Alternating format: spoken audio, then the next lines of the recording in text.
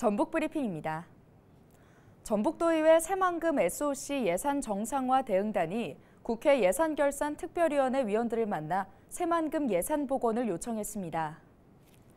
전북도의회 대응단인 국주영은 도의장과 도의원들은 지난 21일 국회에서 서삼석 예결위원장과 강훈식 간사를 잇따라 만나 입장문을 전달했습니다. 국주영은 의장은 대한민국의 희망인 새만금 사업이 정상화할 수 있도록 삭감 예산의 전액 복원이 절실하다고 호소했습니다. 이에 대해 서삼석 국회 예결위원장은 삭감 예산의 100% 회복을 통해 새만금 사업이 지속 가능하도록 최선을 다하겠다고 답변했습니다.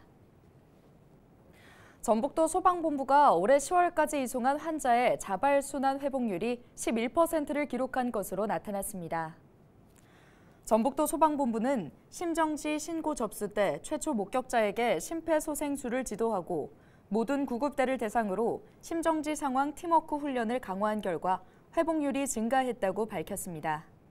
전북 지역 자발순환 회복률은 2021년 8.9%, 2022년 8.6%로 지난해 기준 전국 9.9% 대비 낮은 수치였습니다. 김제시가 기록화 사업의 하나로 하늘과 땅이 만나는 곳 진복면과 땅의 기억, 삶의 기억, 광활면 책자를 발간했습니다. 책자에는 진복면과 광활면 주민들이 소장한 자료와 마을 특색, 주민 삶의 이야기 등이 담겼습니다. 김제시 관계자의 설명 직접 들어보시겠습니다. 사라져가는 마을 이야기를 기록으로 남기면 어제와 오늘을 잇는 가교가 될 수 있습니다. 시에서는 과거를 풍성하게 기억하고 되찾을 수 있도록 계속 기록하겠습니다. 두 기록집은 이달 말까지 지역 내 도서관에 비치될 예정입니다. 사흘간 정부의 행정 전산망이 먹통이 됐었죠. 행정 전산망 셧다운이라는 초유의 사태가 복구된 후 첫 평일, 구청과 주민센터 곳곳에선 민원인들의 오픈런이 펼쳐졌습니다. 현재까지 행안부는 행정망 오작동의 원인을 제대로 밝혀내지 못하고 있습니다. 심지어 재발 방지책도 마련하지 못해 안심할 수 없는 상황인데요. 지난해 10월 데이터 센터 화재로 카카오톡 서비스 장애가 발생했던 것 기억하십니까? 정부는 재발을 막겠다며 카카오 먹통 방지법까지 만들었고 백업 시스템을 마련하겠다고 밝혔습니다. 하지만 이번 먹통 사태에서 정부 행정 전산망의 백업 시스템은 작동하지 않았고 정부는 현재 명확한 설명도 내놓지 못하고 있습니다. 사태는 다행히 해결됐지만 아직 끝이 아니죠. 네트워크 오류에 대비한 백업 시스템이 제대로 갖춰져 있었는지, 재발 방지를 위한 대책은 마련했는지, 더불어 피해는 어떻게 보상할 것인지 명확한 해답을 국민들에게 내놓아야 하지 않을까요?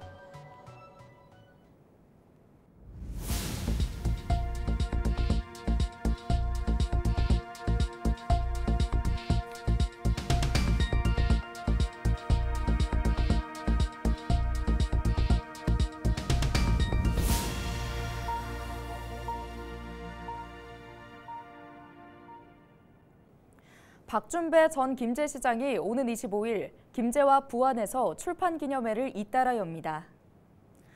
박 전 시장은 박준배의 정의와 경제실천 출판기념회를 열고 김제시장 재직 시절 추진한 인사정책, 또 KTX 김제역 정차 재개와 같은 30여 개 정책 사례를 회고하는 내용을 책에 담았다고 밝혔습니다.